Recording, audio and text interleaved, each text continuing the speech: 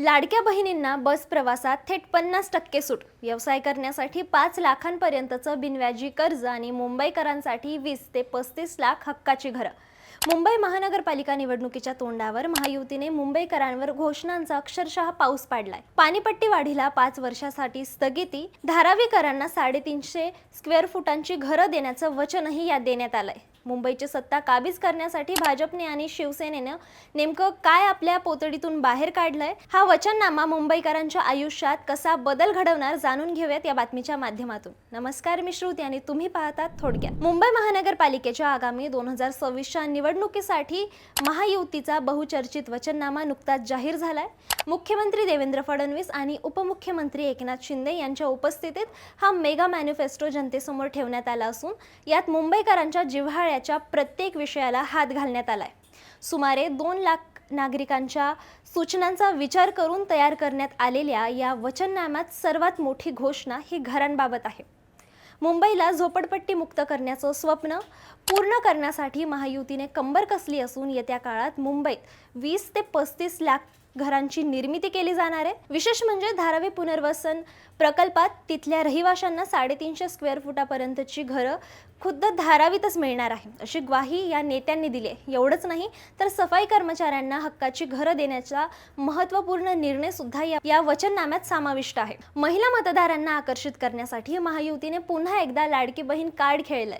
बेस्टच्या बस प्रवासात महिलांना तिकीट दरात 50% सवलत दिली जाणार आहे. इतकंच नाही तर लाडक्या बहिणींना आत्मनिर्भर करण्यासाठी आणि स्वतः लघु उद्योग सुरू करण्यासाठी 5 लाख रुपयांपर्यंतचं बिनव्याजी कर्ज उपलब्ध करून दिलं जाणार आहे.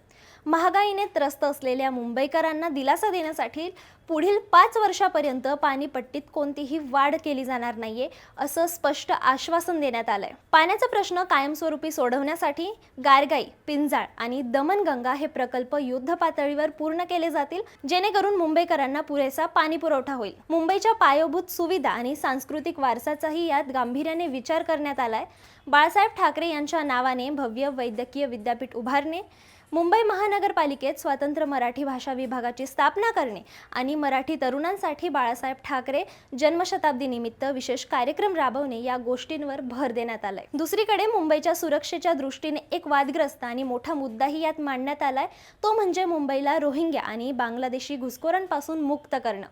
यावरून आगामी काळात राजकारण तापण्याची चिन्ह आहेत. पायाभूत सुविधांमध्ये बेस्टच्या ताफ्यात 10,000 बसेस आणणे आणि 2029 पर्यंत या पूर्णपणे इलेक्ट्रॉनिक करणं, तसंच मार्केट आणि मंडईचा पुनर्विकास करणं या गोष्टींचाही या वचननाम्यात समावेश आहे. एकनाथ शिंदे यांनी यावेळी बोलताना स्पष्ट केलंय की मुंबईतील मराठी माणसाला हक्काचं घर मिळावं आणि त्याला शहराबाहेर जावं लागू नये, यासाठी हा वचननामा तयार करण्यात आला आहे. तर मुख्यमंत्री देवेंद्र फडणवीस यांनी विरोधकांवर टीका करत आम्ही फक्त बोलत नाही तर करून दाखवतो असा टोला लगावलाय. विशेषतः सफाई कर्मचाऱ्यांच्या घरांच्या मुद्द्यावरून त्यांनी उद्धव ठाकरेंवर निशाणा साधलाय. एकूणच काय तर 16 तारखेला मुंबईवर महायुतीचा भगवा फडकवण्यासाठी हा वचननामा गेम चेंजर ठरेल असा विश्वास सत्ताधाऱ्यांनी व्यक्त केलाय. आता मुंबईकर या भरघोस आश्वासनांवर किती विश्वास ठेवतात हे निवडणुकीच्या निकालानंतर स्पष्ट होईलच. पण तुम्हाला काय वाटतं, हा जाहीरनामा कितपत गेम चेंजर ठरेल की मुंबईमध्ये पुन्हा ठाकरेंचं राज्य येईल? तुमचं मत आम्हाला कमेंटमध्ये नक्की सांगा आणि अशाच बातम्यांसाठी थोडक्यातला सबस्क्राईब करा.